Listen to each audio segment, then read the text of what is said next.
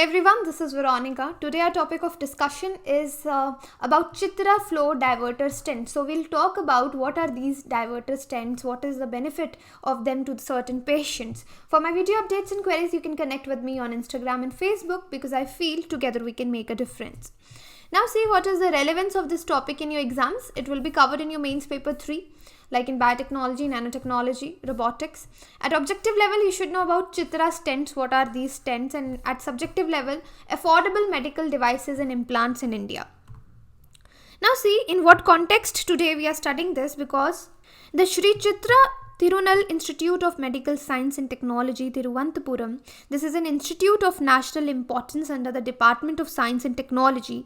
They have developed an innovative intracranial flow diverter stent for the treatment of aneurysms of the blood vessels of the brain.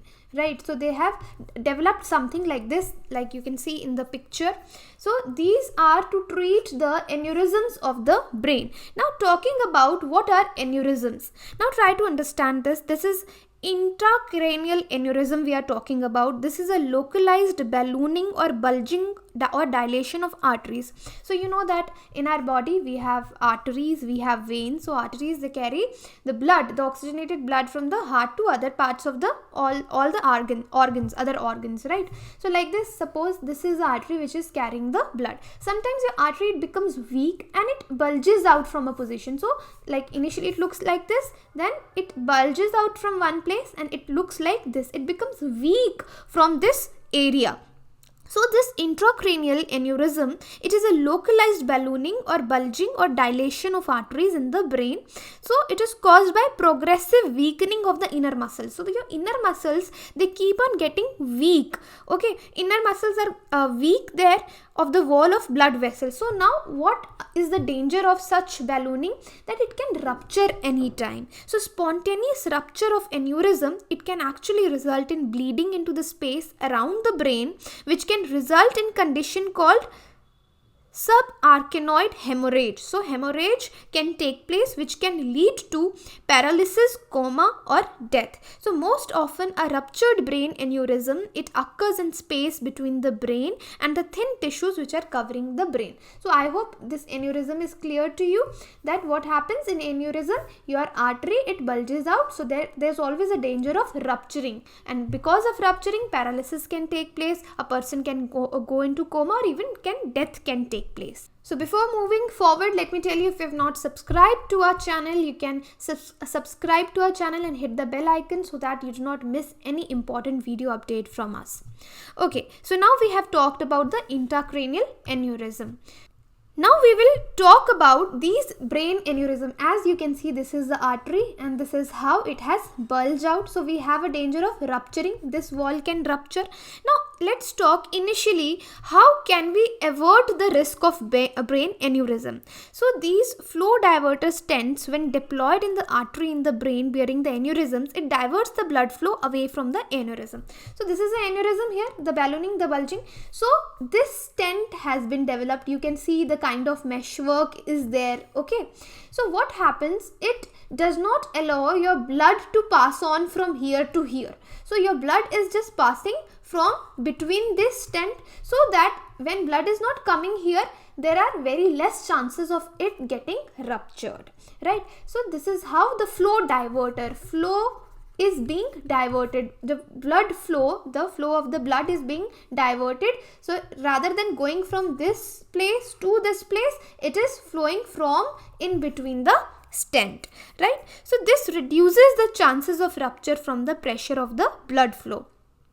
The surgical treatment of aneurysm. So initially people used to get it treated by surgery. So the surgical treatment of aneurysm, it involves, what they used to do, they used to open the skull and clip on the neck of the aneurysm so that it is cut off from the path of blood flow. So that means initially with surgery, before this stent was discovered, what they used to do, they used to have a clip somewhere over here. Okay, so somewhere here they used to clip it up so that the blood is diverted in a natural way from other side of the artery, right? So that is how they will clip on the neck of the, this is the neck of the aneurysm. So they would clip it up so that it is cut off from the path of blood flow.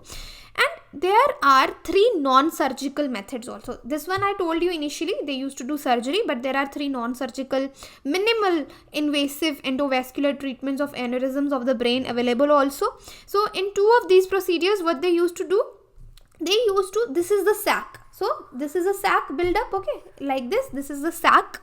So in these 2 procedures, this aneurysmal sacs, they used to fill it up with platinum coils. So this sac, they will fill it with the platinum coils. So what is the benefit of platinum coils? Or they would use occluded using high viscosity liquid polymer they might use. And this platinum coil or the liquid polymer they use, it will get solidify when released into the sac. Thus it will seal the sac. So if this sac is empty, this is the bulging of the artery. So they will put any liquid polymer which will get solidified here, or they will put a platinum coil. So they will seal this sac, and this will avoid the risk of rupturing. So all these techniques have some limitation or the other. And now what we are using is your flow diverter stent preferable. So even in this diagram you can see this is a cerebral artery aneurysm. So this is the bulging of the artery, and this is how it will rupture and it can cause various problems. Now coming back to this flow diverter. So why are flow diverter stent preferable? So just like this is an artery, these flow diverters are more attractive. Third, because firstly, you don't need to go for a surgery. They are minimally invasive option. Deploying a flow diverter stent to bypass the segment of the blood vessel which has an aneurysm. And these flow diverters have the advantage of being flexible and adaptable to the shape and course of the vessel. So also the flow diverters, they promote healing of the vessel wall by removing the constant stress of the blood flow on it. So suppose somewhere here you find the aneurysm. So this is very adjustable. Minimal invasion you need in your body, and once this is inserted, it can take the shape of your any kind of artery, or if suppose there is bulging, there is twisting or something, it can take up any shape. So what is this Chitra flow diverter now? This Chitra flow diverter, basically it is designed to have a better grip on the walls of the arteries of complex shapes, so that in order to reduce the risk of migration of the device. So the unique design is in its weave, and it also makes this stent resistant of kinking and twisting. So this stent that they have developed with a meshwork, it does not twist. So there is least risk that it will get kink or twisted when it is placed in your arteries and those with complex shapes. So even at 180 degrees bend, it does not occlude the lumen of the stent. Portion of the wires is made up of radio opaque for better visibility in X-rays and fluoroscopy, thus aiding accurate delivery of the diverter in the blood vessel. So if somebody asks you, these wires are made radio opaque so that they are visible in your X-rays or fluoroscopy. And then they have used nitinol. This is a super elastic alloy with shape of memory acquired from National Aerospace Laboratories, Bengaluru. So they have obtained this nitinol here.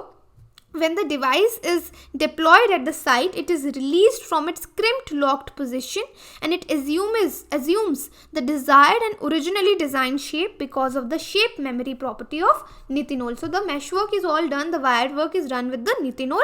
This is the shape memory. Basically it takes the shape property, it gives the shape property to the flow diverter.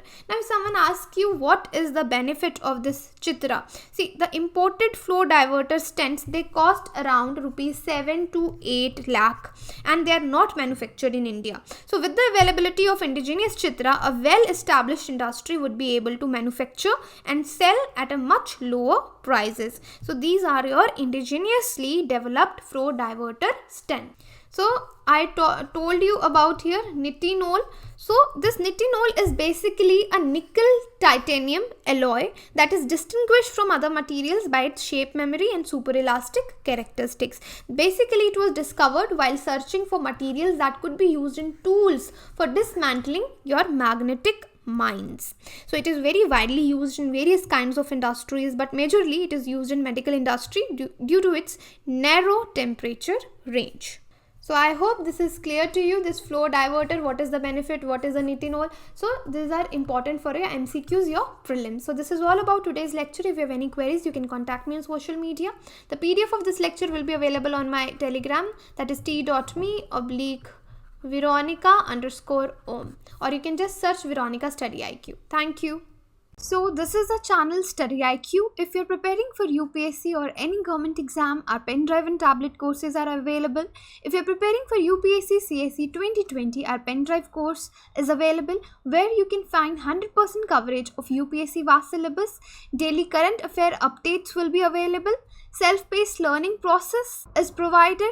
This course has been prepared by top faculties of StudyIQ, and now you can purchase this course at ₹625 per month only. For additional information, you can visit our site, and there are the phone numbers also given. You can call them and gain the additional information. You can connect with me for my video updates on Instagram and Facebook, because I feel together we can make a huge difference. For queries, you can even email me.